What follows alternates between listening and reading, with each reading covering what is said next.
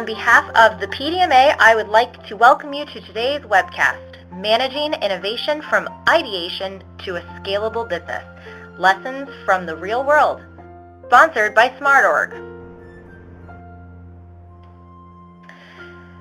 These webcasts are hosted by the Product Development and Management Association. PDMA is the world's largest professional organization of new product development professionals. You can find more information about PDMA at pdma.org. Our moderator is John Apgar. He is a vertical marketing manager at Cooper Beeline. John has 13 years of marketing experience in roles that include product management, business development, and strategic marketing. John has his master's degree in marketing and a bachelor's in management. John, thanks for being our moderator today. Well, thank you, Whitney. I'm delighted to be part of today's PDMA webcast, Real-World Innovation Lessons to Advance from Ideation to a Scalable Business, and learning more about this topic.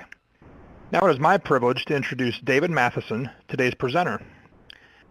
David has helped senior management of firms in the United States and Europe improve their results from portfolio management, product development, innovation, research and development, capital investment, and strategy.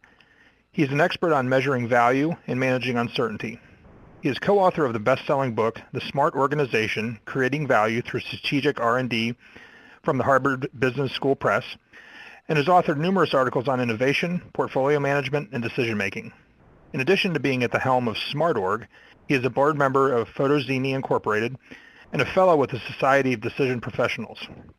His PhD is from Stanford University, where he teaches strategic portfolio management at the Stanford Center for Professional Development. Welcome, David. Thank you. It's great to be here. David, I'm looking forward to hearing your insights on managing innovation from ideation to a scalable business, lessons from the real world. Great. Well, it's wonderful to be here and have a chance to talk on these topics. Let me start with just a little bit of background on my company, SmartOrg. We make software and services to help companies find their most profitable projects, a sort of agile decision support system, if you will. Companies like Dow use us in their portfolio to evaluate many projects, prioritize them, and set portfolio strategy. And companies like HP use innovation to take an early-stage idea and develop it and turn it into a winner. So we're going to be talking more about the innovation side today. And let me start by asking you to reflect a little bit on your innovation. And I have a poll here. What is the status of your portfolio? And I'll open this poll up. And think of this as a kind of grid. Ask yourself two basic questions. You have too many or too few incremental projects, and too many or too few innovation projects, the longer-term ones. So you have four choices. You're nearsighted, that's too many incremental projects and too few innovation ones. You could be a futurist, which is the opposite, too few incremental and too many innovative ones. You could have a glut, too many projects of either type, or starving, not enough of either type. So I'm going to go ahead and broadcast the results here. And the votes are still coming in, but you can see somewhere around 60% are nearsighted. And that's pretty typical. I've done this poll in many places, and roughly 60% of companies have too few innovative projects. So we all want these projects, but somehow we don't have them in our companies. There's a result from a poll of about 50 companies. Why is this? I think we all try hard. We all want to do this and develop that innovation and drive that growth. But I think the root causes of this problem are fundamentally around our image of innovation. So here's a picture of Napoleon heroically charging into a battle.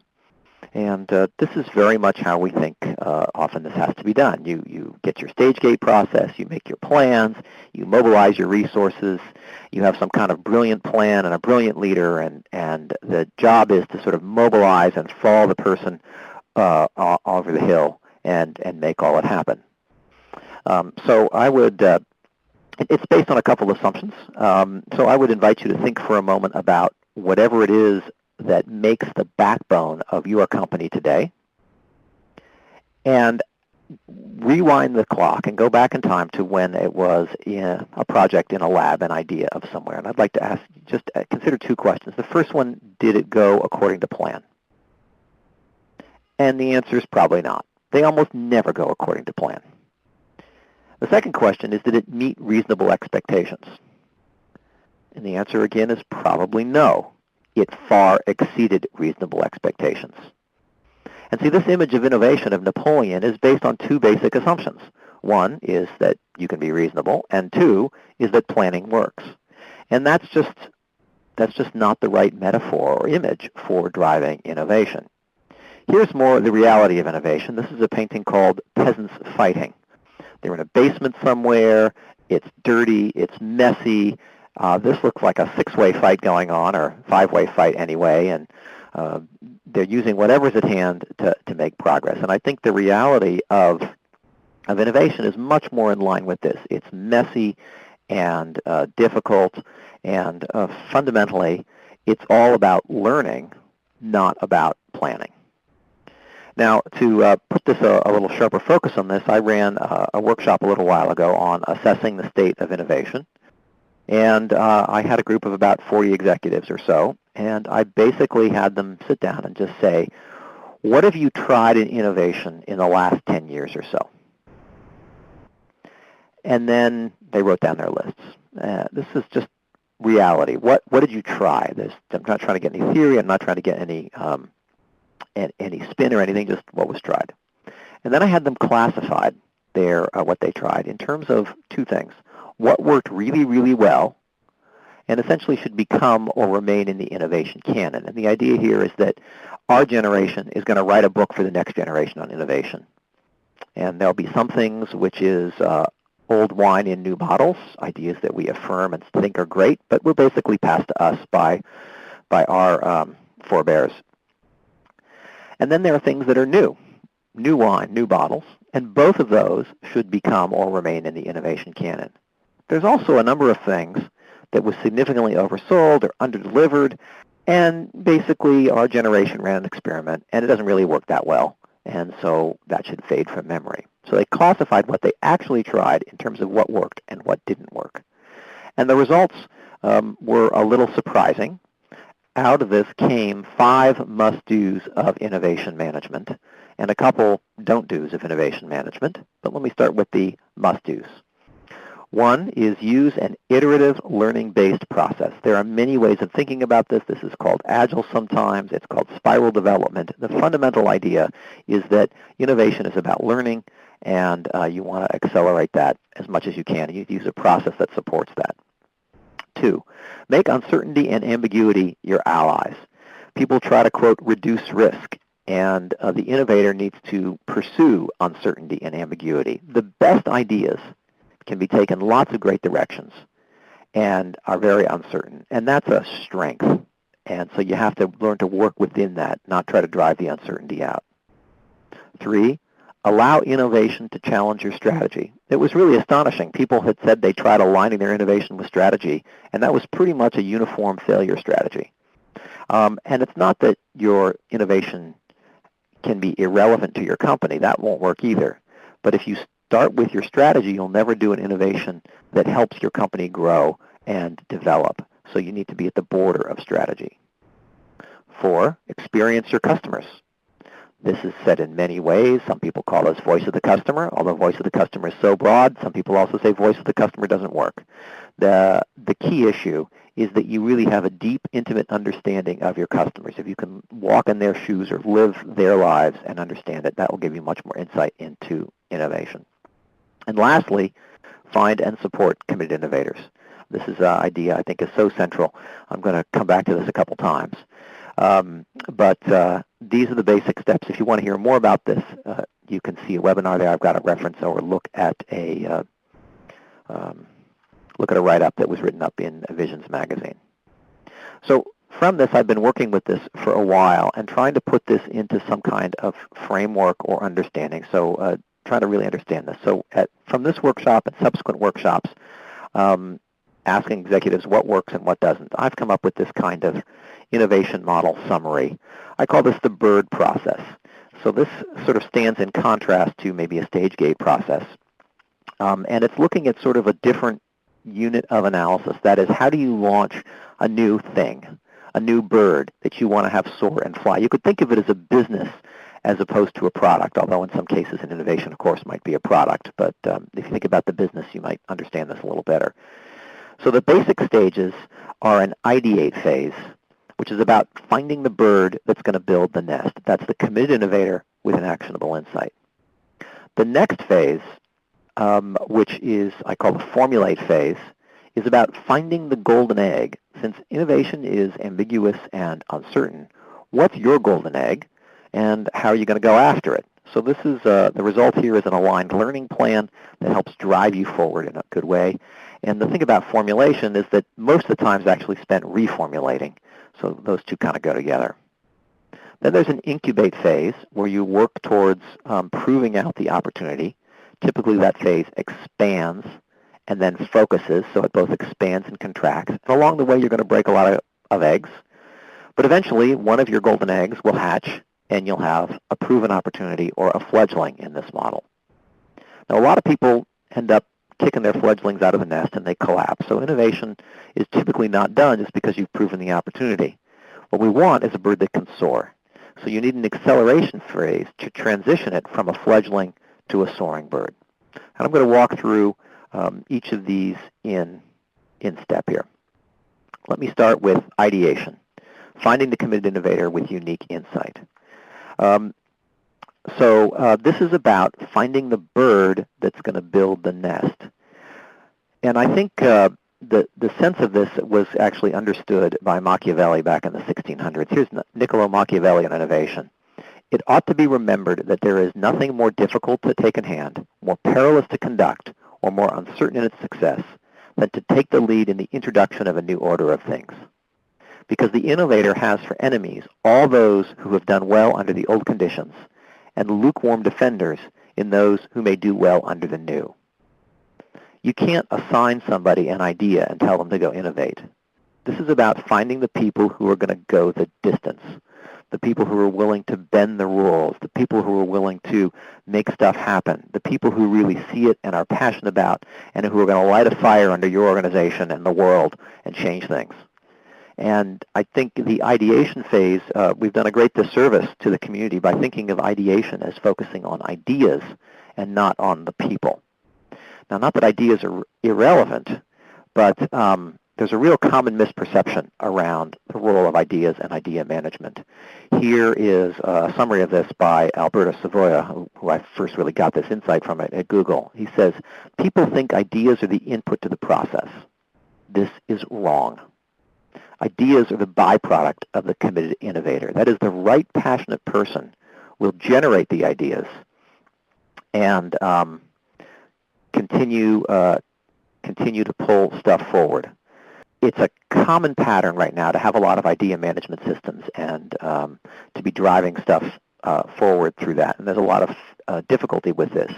One of the stunning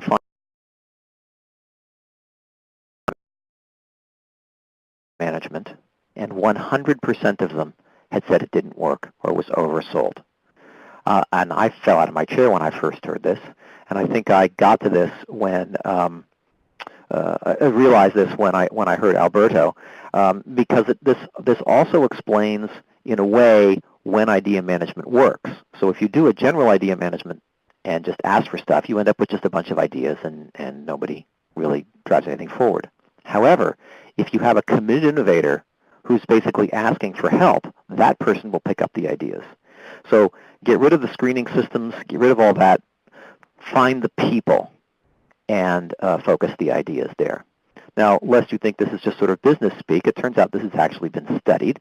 And there's a wonderful study about the National Institute of Health and Howard Hughes Medical Institution, which I learned from Jonah Lair in his blog, although he didn't do the study. It's just where I learned this from. The key thing is that these two institutions have different ways of rating their projects. And so the National Institute of Health takes proposals and funds them based on ranking them on multiple criteria. Maybe that sounds like your innovation idea management system a little bit. The Howard Hughes Medical Institute funds researchers and encourages them to explore interesting topics. And the thing is that pretty much in every field or every metric, the Howard Hughes Medical Institute generates the most important innovation research. So if you're looking for stuff that really changes things, fund the people. Now, that's not enough. And this is the thing. There are a lot of people who are willing to jump off the cliff and try to build their parachute on the way down. And there are a lot of people with passion. And they're absolutely essential. However, it's not enough. You need somebody who has a real actionable insight. This doesn't have to be a complete business idea, but they've got to be on to something in the market, something about a customer need, some key opportunity created by technology or trend. That is, there has to be some trail or peak that they're pursuing that actually kind of makes sense, even if you can't see your way clearly to the end. So it's the committed innovator with the actionable insight is really what you're looking for in the idea phase. Once you have an actionable insight, you don't really yet have a business plan. But you probably can have an intelligent conversation about who would care about this idea, how we might approach doing it, and whether or not we should do it, kind of the business side of this question. So you've got sort of the market customer questions, you've got the technology design questions, and you have the business questions. You need to be able to have an intelligent conversation about that. And then you're ready to kind of start formulating. Now, the best ideas can go multiple directions.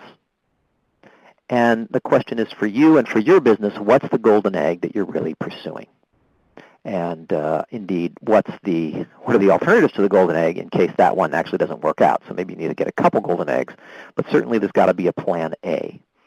And let me start this by saying I want you to think about your innovations. And when you look at your innovation potential, what are you actually doing? So think about some example projects or your portfolio, and let's just look at how much you're trying to get in terms of your innovation potential in your organization. So go ahead and vote. I have a little scale here from $5 million or less in revenue, $10 million or less in revenue, around $50 million, around $100 million, around $500 million, and around $1 billion. So I see a lot of people are voting here, and the results are coming in. Okay, let me broadcast these results. I think most people are in now. So if you look at this, we have approximately, 45% aspiring to get $10 million or less in new revenue. If you're a small company or a startup, this might be fully appropriate, but most people who attend this sort of webinar are from the Fortune 1000 companies. And basically, that's too small. And I've done this poll in many circumstances. We've also looked at, here's a result if you ask this question around co-innovation from a larger sample. And the thing is that the aspirations are generally low. And the thing is, if you're going to try to really change the world, aspirations being low is a big problem. A number one problem with innovation is we can't convince our executives to pursue and support it. Well, of course not, if you're going after 5 or 10 million in revenue. Now, what happens, though, is that people don't start out this way, but they end up this way. And so you can have excited innovators that are sort of forced into the corner. And this is a problem of formulation. Here's an insight from Rich Duncombe of HP on his success factors for innovation.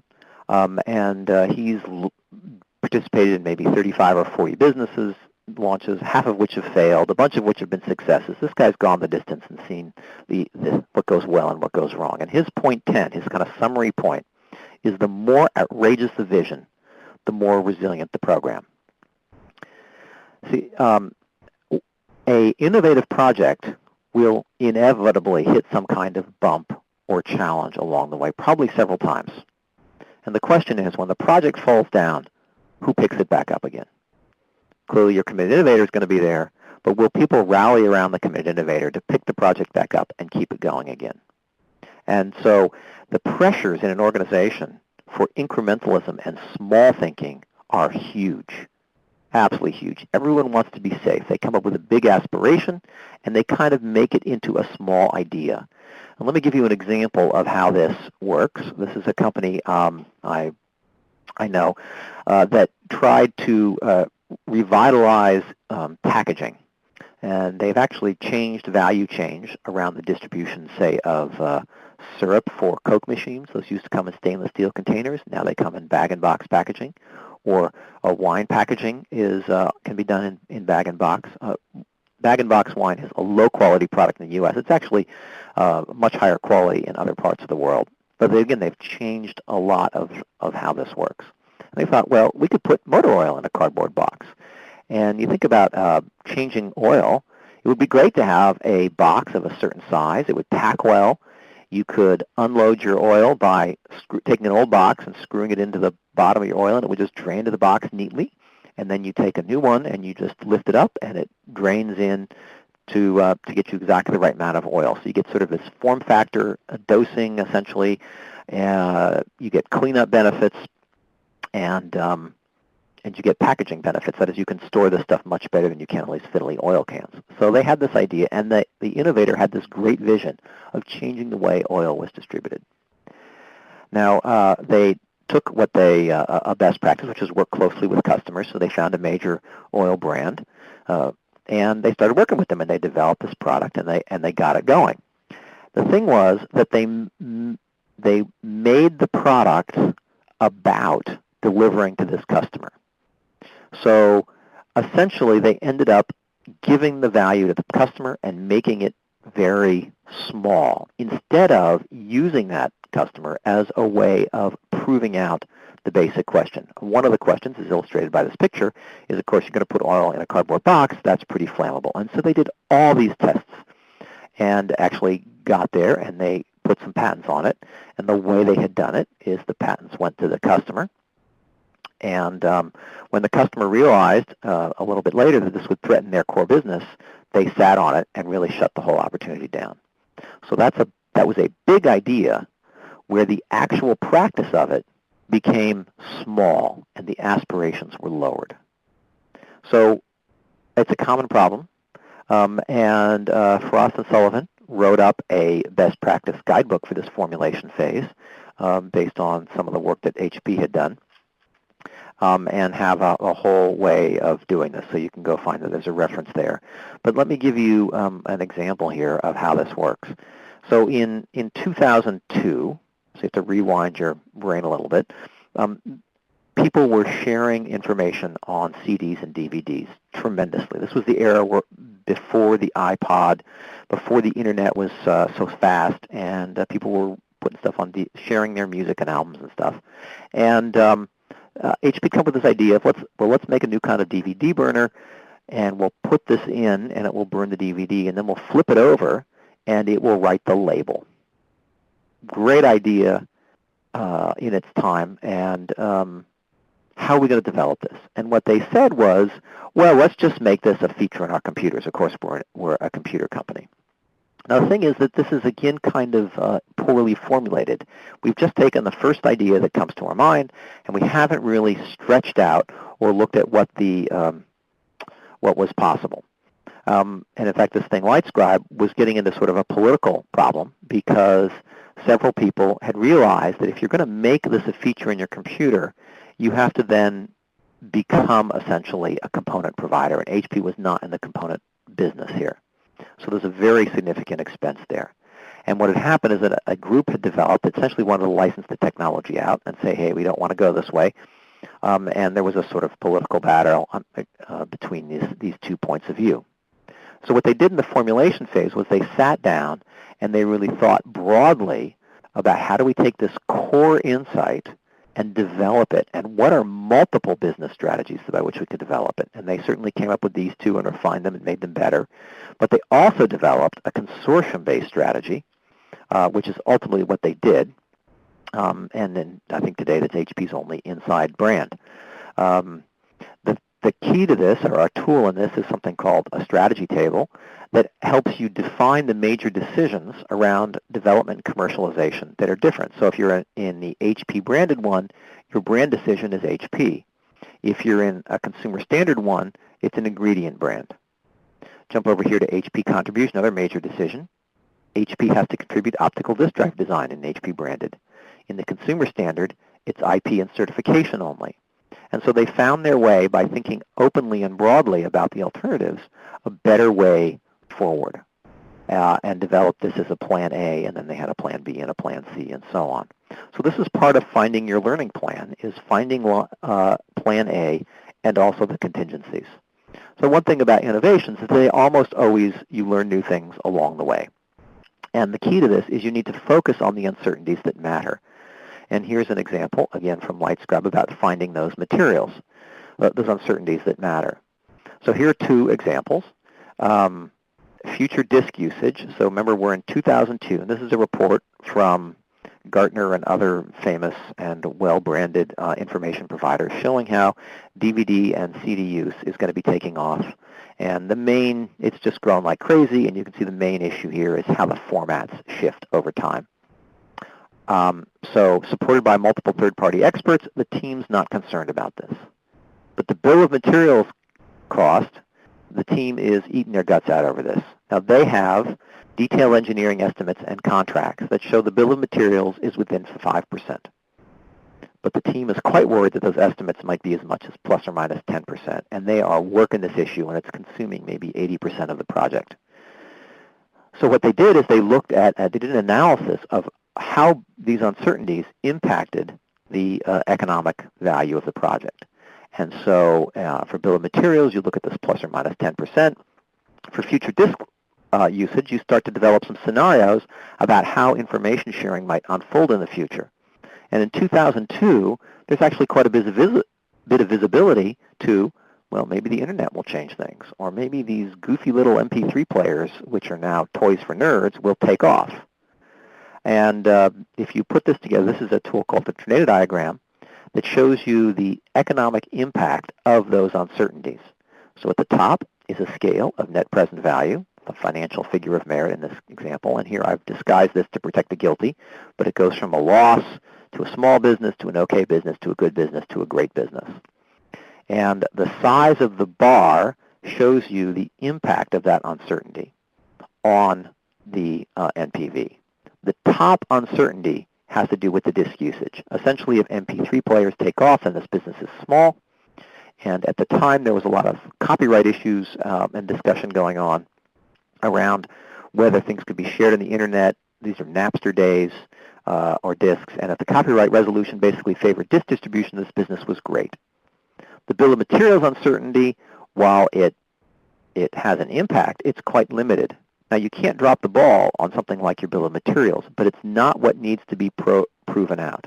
And so the team was able to develop contingencies and ways of dealing with this issue that ultimately helped make Whitescrub a success, even though they got the whole world changed around them with the development of the 1-inch drives and the iPod. And this is still a successful business, and not as big as they would like it, of course, but they did a great job because they were able to adapt as things going, precisely because they were focusing on the uncertainties that mattered.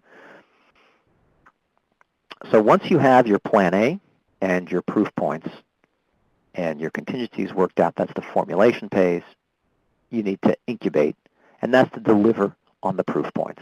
The objective is to get a fledgling, prove this business out, and show that it can work.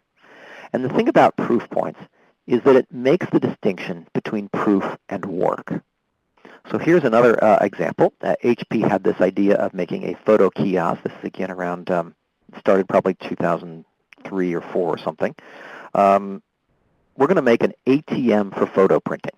So they had observed that people were printing tremendously at retail outlets to print 4x6 prints. And the idea was they'd have an ATM, and we'd have these in company cafeterias and on street corners and so on. And when you bumped into one, you'd pull out your camera and print stuff out. The technology behind this is amazing. It just fires out these prints while you wait at a really rapid speed. And so you go ask the team, what's the biggest source of risk? And they'll tell you it's the supply chain. It's very difficult to set up and very complex, and it's a huge source of schedule and budget variance. And they're right in a way. And a lot of the project work is going into nailing the supply chain. So the thing is that it's not really proof. That is, HP is actually world-class. So if you made a list of companies on the planet that could do a good job at this, HP would be somewhere near the top. So the supply chain needs a lot of work, but it doesn't need a lot of proof. If you ask the question differently, what do you need to know before you're willing to invest your own money in this? You say, well, there's an assumption here that people are going to change their behavior, and that is by bumping into one of these, we'll actually do, they'll actually start pulling out their camera cards and they'll start carrying it. And to get evidence on this, you need to saturate an area with prototypes. And so this is really outside of the box for them because it involves delivering on a project when without using the design you want, with machines that don't actually make money because they're too fussy because you don't have a supply chain set up and so on. But it gives you that proof you need. Now notice this is quite different than design. If you look at that picture on the left, this has actually been very well designed from a kind of user point of view. It's got a little shelf for a purse and a little kick place. It's been all that user testing and voice of the customer stuff is actually incorporated. So this is about what needs to be proved in that development. And it gives you a completely different focus of what you're actually trying to accomplish. So success in a way here is delivering some kind of exploitable business asset. That is there something that you could really put real money behind and expect it to really work? And so the way to ask this question is, what would you want to know before mortgaging your own house to pay for launching the product? What about technology, market, partnerships, suppliers, and so on? And when you ask the question this way, what you find is people change their focus pretty dramatically. You find out where the bodies are buried, essentially. So here's an example of a plan. So the way this process works in the Frost-Sullivan case is you find these factors. So here you have them around performance, reliability, channel partner trials, ease of use, business model, and channel partner community, and you quantify them with probabilities. A high number means easy, and a small number means difficult. And their original plan is the common kind of plan. They're morale building, they're strength focused, you work inside your comfort zone. So first deliver on the performance of the subsystems, show out reliability, and do a channel partner trial. They call this their product development phase. And then they move to their scale-up phase where they look at the business model validated and the ease of use. Those are the behavior change questions. Now notice that the lot of really low probabilities are occurring late in the project. This means this project is effectively a way to fail expensively and late. It's a very slow approach to learning. Now a more venture plan are built around manic anxiety and because they're uncertainty focused. So if you flip this plan around and you put the ease of use, business model, and channel partner stuff up front, it's probably going to fail early, but it will fail cheaply. And in fact, it's the failing early is precisely what lets you learn. So you may remember that they had different ways of looking at this. So the plan A was the ATM of the Photo Kiosk. But there were some plan Bs around launching this as a retail photo center. And in the work of proving out this behavior change, they had their ear to the ground on some of these other things. And so they started doing interviews with places like Long's or Walgreens. These are Californian chains. I think CVS has now bought one of them, so there's an Eastern chain. And what they found was that the people at some of these places were saying, we love the speed of this print engine, and we have this dry lab, basically a wet lab in the back of our store doing this printing. And we love this kind of fast engine you have. The problem is we can't actually use it in a store that already has a photo kiosk because you've built this as a kiosk. So we have a whole photo center. And so what they did is they repurposed this, and they took the head off. They separated the head and the bottom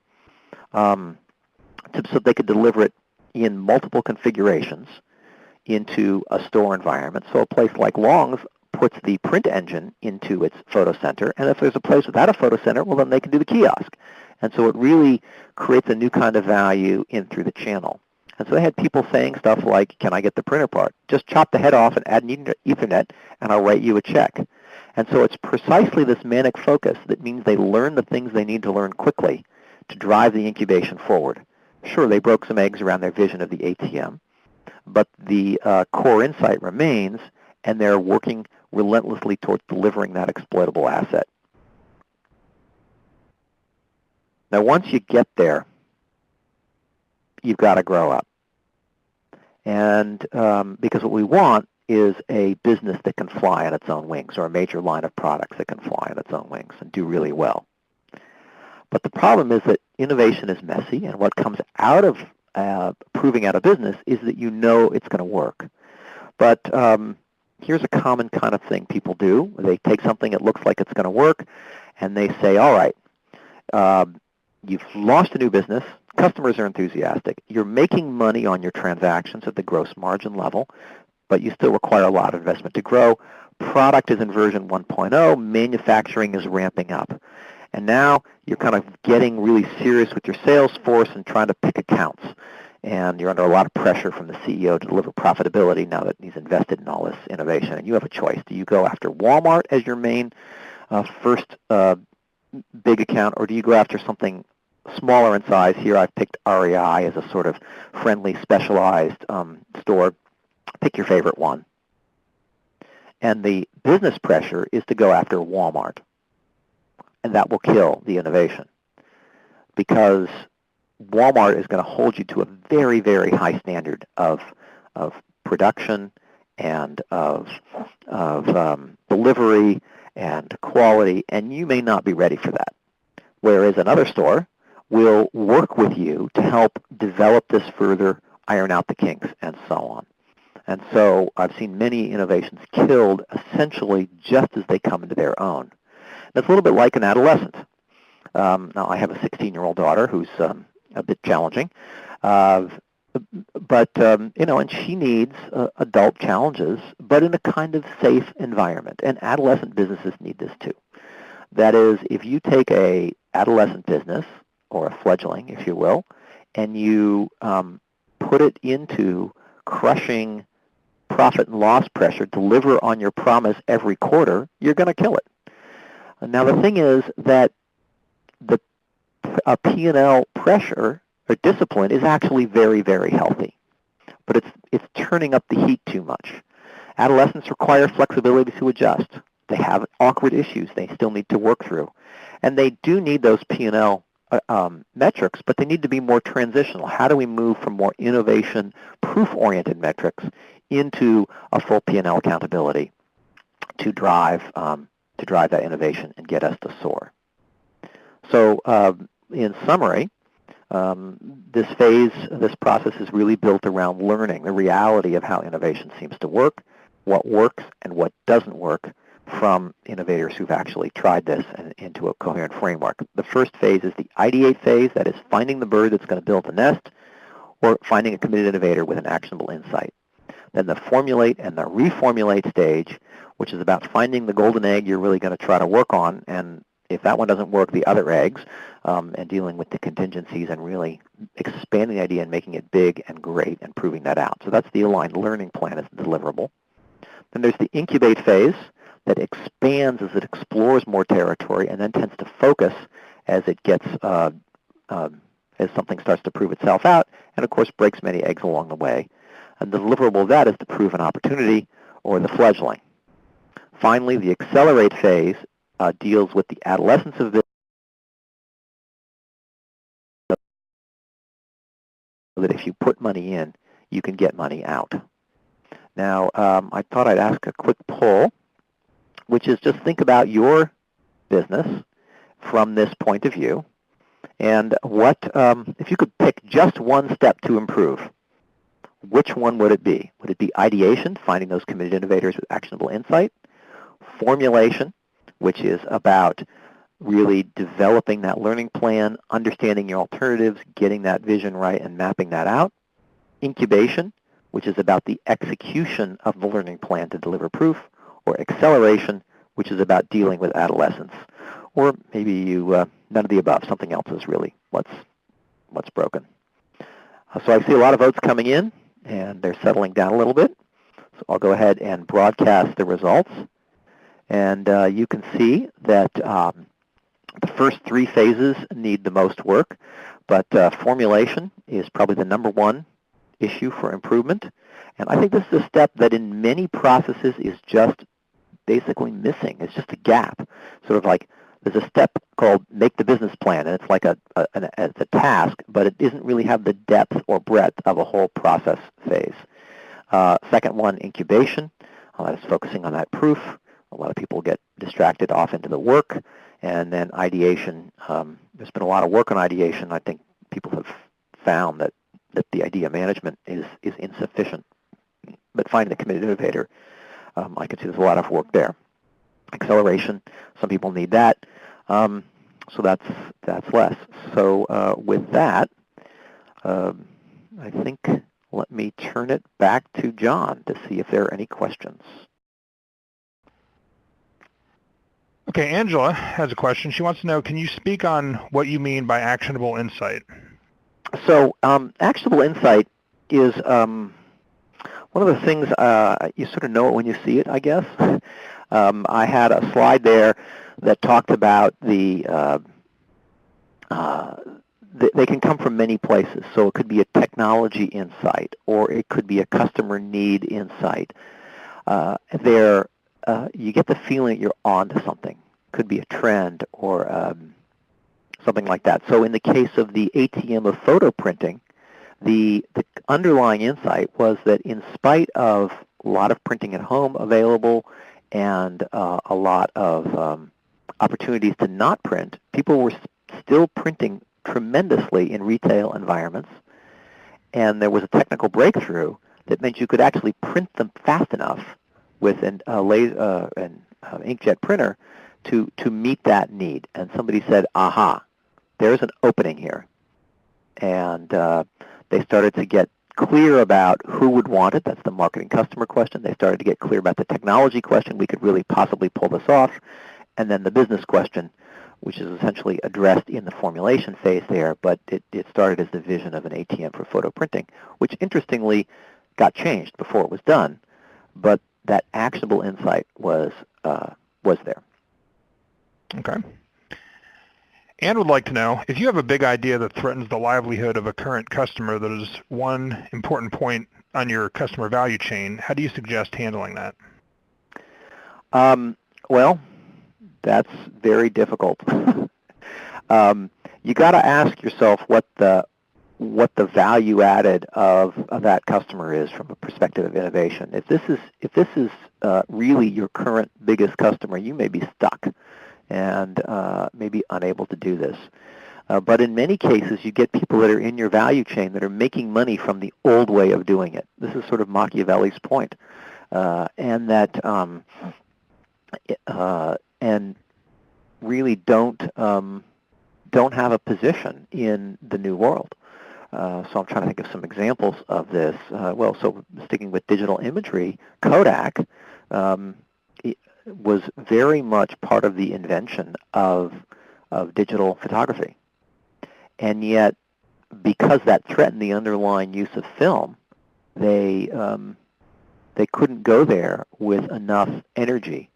They basically did too little too late. They had one of the world's top brands for imagery, and they did try to do digital photography, but it was just too threatening for them.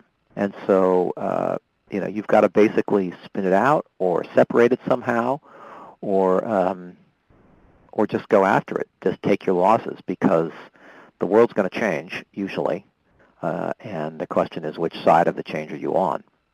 And it does take someone who can go the distance and deal with those speed bumps. So I think this is really a profound challenge for innovation. Okay. Brian asks, what are a few tips to structure the ideation process, and how do you move from incremental to new for the company's ideas or projects? Well, so I think from incremental, so I think the thing is, when you start to look at an ideation process from the point of view of the committed innovator, you think about this differently. So remember, ideas are the output of the committed innovator. So a way to find these people is you can hold learning fairs, for example. So what you do is you invite people to provide stuff that they think might be of business interest to their colleagues, and write some abstracts. And you collect these abstracts, and you have people then vote on which ones they want to hear about. So you put this back out to your population, and you say, which ones would you like to hear more about? Get people to vote. You pick the top few, and you take everybody who submitted an idea to some kind of conference. This should be a special, exciting event. And then but it's a citizen model. That is, you're not submitting an idea because you're submitting an idea. You're submitting an idea because you want to talk about it, you want to do something with it, and your peers have kind of voted on it already on the basis of interest. Now, at this conference, you have a series of very short presentations, like 10 minutes, and then a long break. So maybe 3 or 4 10-minute presentations and then a break. It's all about the networking. And what you find is that people will start to make their own connections, and the people who really want to make stuff happen will kind of step up, and they'll start to propose things and suggest that you don't need a special process as much. I mean, sometimes they help, but the people with great ideas can use the current methods to move things forward. They typically know the powerful people, they can move things forward. Another way to do this is to offer a course on innovation. And so you decide that you're going to give people some internal training. And the thing is that you have to come with a project you want to work and a team that supports you. So I may be a technical guy. Let me try the Lightscrub. I'm going to make a fictional story about Lightscrub, right? So the person who has this insight about the DVD burner is actually a chemist. So he wants to come to this course, and he finds somebody who is a business person who's also excited, who will kind of partner with him, and they both raise their hand and they apply for this course.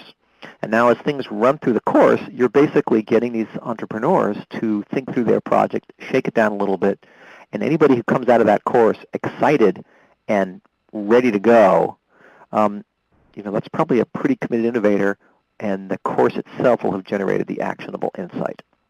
So those are just some ideas. I have many, but you just think about the people first and the idea second, rather than the idea first and the person second, which is how many approaches are done today. Okay. Brian also has another question related to that. He wants to know if there's any metrics that might be helpful in tracking the progress of these processes. Well, so I think the typical metrics, if you think of the process itself, you're looking for metrics around flow and failure rates and size of opportunities being created and things like that. If you're looking at the individual projects, the metrics are around the proof points and the efficiency of delivering on those proof points. That's really where the action is.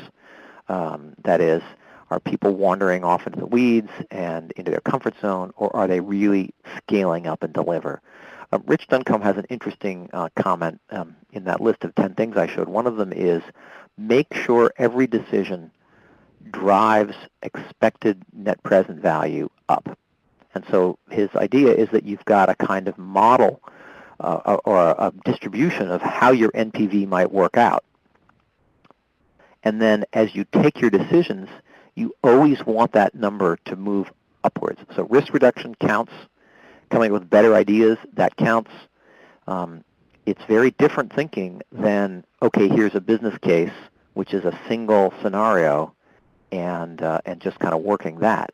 This is much more dynamic in terms of a business model or evaluation that changes and improves as you learn information and refine the idea. Jim asked if you have a template for the learning plan. Sort of. Yeah, there are some templates. I think I'd look at that HP case study there.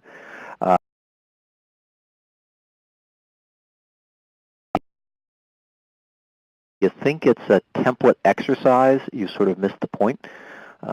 It's really about the thinking through of your alternatives and the mapping out of your uncertainties to understand and deliver those proof points.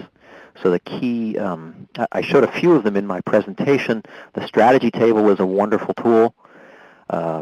the tornado diagram, I showed you this on Whitescrub that shows you the impact of ranges of uncertainty, is a great tool. And then the learning plan, I showed you one there where it has the phases and the proof points and the probabilities, is another great way of getting into that. So those would be my main tools for developing those learning plans and dealing with the formulation phase. Okay. I'm kind of combining a couple different people's questions into one. But if you have a current stage gate process or a DMAD v6 Sigma process, how do you incorporate what you've discussed today and the rigor of those processes? Yeah, well, I think there are sort of two answers, and it's a bit of an it depends answers. But the dramatic one is blow up those processes with respect to innovation. So there's a huge gap between the literature of these processes and the actuality of them. And in many, many cases, the processes have been essentially co-opted by project managers to become deployment processes. That is, they're a great way to make sure you do everything right to deliver something with excellence. And that way of doing it is actually a problem for innovation. So you've got assumptions like plans and delivering on milestones and driving out uncertainty and risk that just don't make sense in innovation because it's all about learning and discovery. So if your process is a process like that, then you really need to put it in its place or narrow it. And I would recommend taking a process like the BIRD process and having your innovations use your stage gate process. So if you think of, take the HP's Photo Kiosk plan, the stage gate process may be very helpful in designing the Photo Kiosk, but it's not the process you use to manage the innovation around the development of the new business. So the stage gate process from this point of view is sort of a tool for deployment. It's not the process for innovation. So that's the most common answer. It's also the case that other companies haven't had their stage gate processes become sort of deployment cross-checking processes, and these often have more vitality and more value for innovation. So if you have a process like that, then I would try to incorporate some of the ideas and insights from the BIRD process into the appropriate phases of your stage gate process. But for most people, I think it's about narrowing the scope of the stage gate process. Okay, excellent. Earlier in your presentation, you talked about dollars of innovation, and you'd said that the 10 million, I think, which was the most common one, wasn't nearly enough. In terms of percentage of sales, what would you consider to be a normal, quote-unquote, vitality, understanding if there's differences in markets? Well, I think if you're going to go to all this trouble, think big. So I would be thinking about aiming for things that are $100 million plus opportunities. I don't know that the percentage matter. I think that most companies on this call are probably $1 billion plus companies. So it's got to, you need to aim for something that's big enough to kind of be of interest. So I use a rule of thumb, which is if you take a company and you take a 10% rule, that's something that could move the needle in a company by 10%, is of interest to the board or the president or the executives or whatever however you're defining it. Or if you're an organization that is smaller, well, then maybe some 10% of that organization might be a good number. But I would try to get at least that high aspirationally. Now, just because you're aiming there's another dysfunction. So many gigantic companies say, well, we're only looking for billion-dollar opportunities. Well, those are not lying around ready to be harvested. You've got to develop those. So while you have to have the big thinking in mind, your actual delivery or steps need to be building down that path. So you might actually be working on a business that maybe could develop the $50, $100 million kind of potential in a few years and provide a platform to go further. But if you aim straight for a really big number, that's no good either. So you have to be agile in that respect. You have to think big and then take the steps incrementally that move you towards greatness, all without getting stuck in incremental thinking, right? So it's a pretty significant challenge. Indeed. I like this question. Paul wants to know, how and when do you kill ideas or projects? Early and often.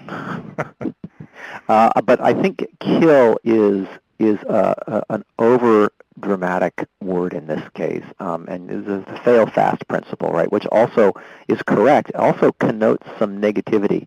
The thing is, I would make a distinction between the failure of a specific plan or play and the failure of an underlying idea. So in HP's idea, they start off with this photo kiosk for photo printing, right? And they show that that doesn't work. And they also show that there's a different way of deploying the core insight. So that's certainly a failure of the ATM of photo printing. And you need to acknowledge that and let people mourn that loss so they can move on. And you want to do that as quickly as possible. But that doesn't mean the team has failed. In fact, they've succeeded because they found the thing that worked quickly. So you have to think about the rate of learning as the sort of driving metaphor, not the success or failure. Now that does mean there are a lot of broken eggs along the way, and that is part of it. But people hang on to their things too early for way too long. And it's usually because the proof points they work towards are not decisive ones. That is, they tend to work in their comfort zone. They show a little success with this. They show a little success with that. They sort of build support rather than picking a proof point that if it works, makes people want to double down, and if it fails, just, cuts the thing off at the knees. Time to push the big red button. So I think you need a lot of experimentation. There will be a lot of false starts, but it's not about failure of the group or the team. It's about learning as quickly as possible. Okay. I'll do two more questions. Kevin, and there's a couple other people who asked something similar, but you said you need a support structure around your committed innovators. Who owns this? So what would be the team or the group? Is it engineering? Is it marketing? Is it the C-suite? So talk a little more about that. Yeah. Well, I have seen successful innovation occur in environments in which there is no support structure. That is, people find a way, and they use the traditional methods of talking with their friends and getting support and pitching to the CEO or whatever it is they need to do to find their way. I have also seen this work where there is a more formal structure.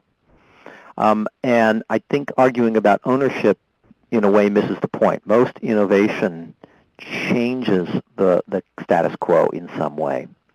And so the way I would think about support structure is I think most committed innovators, most companies already have committed innovators, and they have put up so many obstacles to their success that they're hiding, and they can't be successful. So it's mostly about getting out of the way and providing a positive direction for this energy. So depending on what kind of innovation you're talking about, this could live in lots of different places. If you look at the really big innovation, the stuff that renews businesses, that pretty clearly, though, has to have access to the top of the organization, whether formally or informally, because a little bit, I think a question Ann asked about threatening some customer or some current business, a really big idea will do that.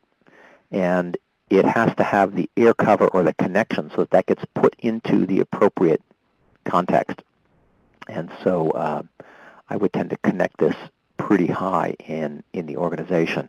A great failure of innovation processes is they often start off at the high level, and then they don't deliver very much very quickly, and so they get put down in the organization a couple levels and no longer have visibility to the top.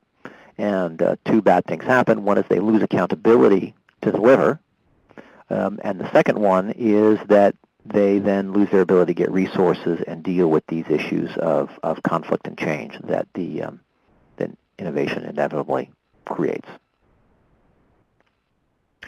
Excellent. All right, David, we have time for one more question, and just a couple of folks have asked, where can they go for some more resources or information? Yeah, our website is really full of this stuff.